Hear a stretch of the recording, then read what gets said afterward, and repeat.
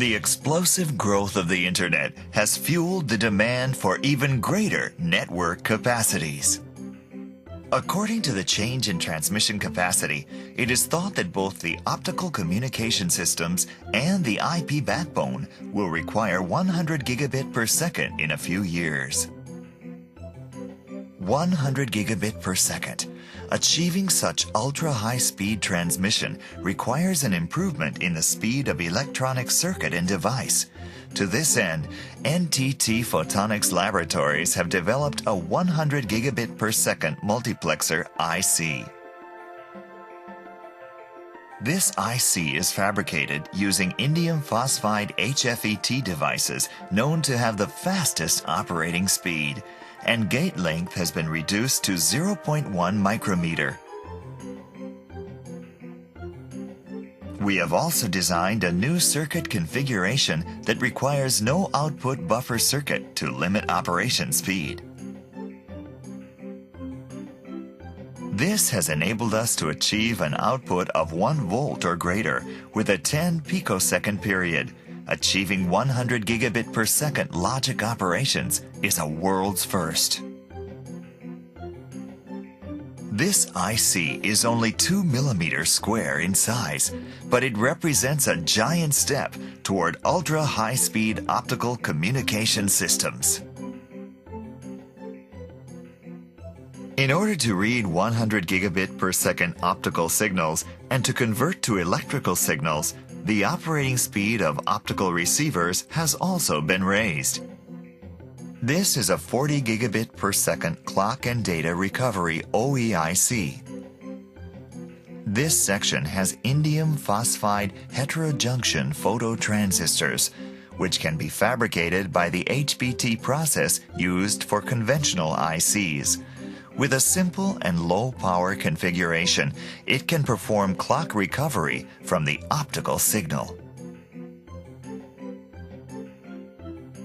We have achieved that an optical injection locked oscillator using heterojunction phototransistors operates on a 100 GHz class. Direct reading of 100 gigabit per second optical signals by an IC has become a reality. By the way, we are also researching a technique for a smooth connection between optical fiber and an OEIC. A polymeric optical waveguide is fabricated on an OEIC chip. An optical signal is reflected by a 45-degree micromirror toward a photodiode. It is possible to shrink the spot size for the incident beam by using a curved mirror. The anode of the photodiode has been given a ring-like shape so that light can be incident from the above side.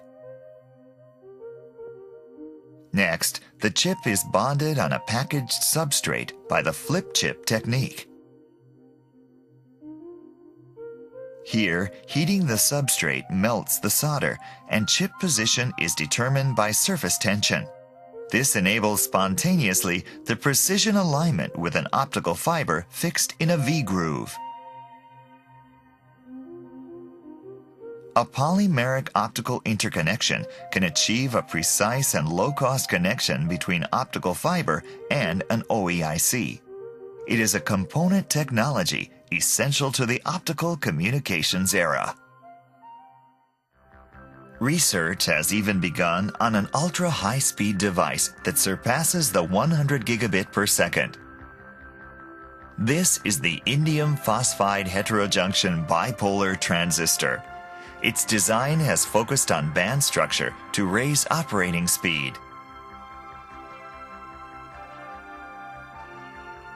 On the collector layer, we used indium phosphide.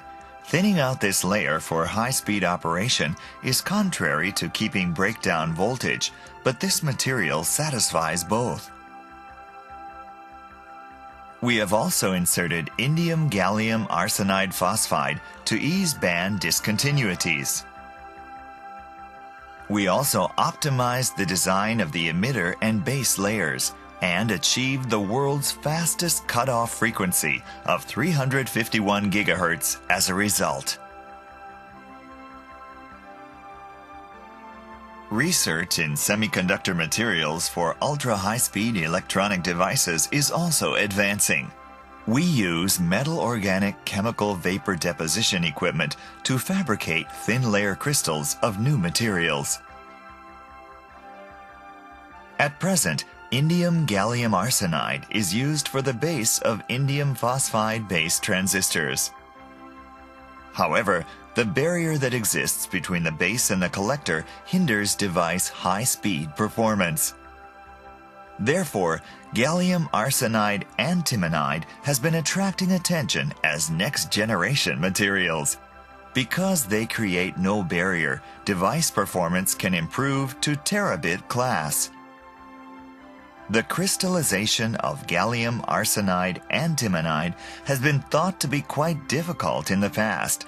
Nevertheless, we have succeeded in fabricating thin layer by advancing the metal organic chemical vapor deposition. From 100 gigabit to several hundred gigabit and then to terabit, NTT Photonics Laboratories are giving birth to ultra-high-speed electronic devices for future optical communication systems.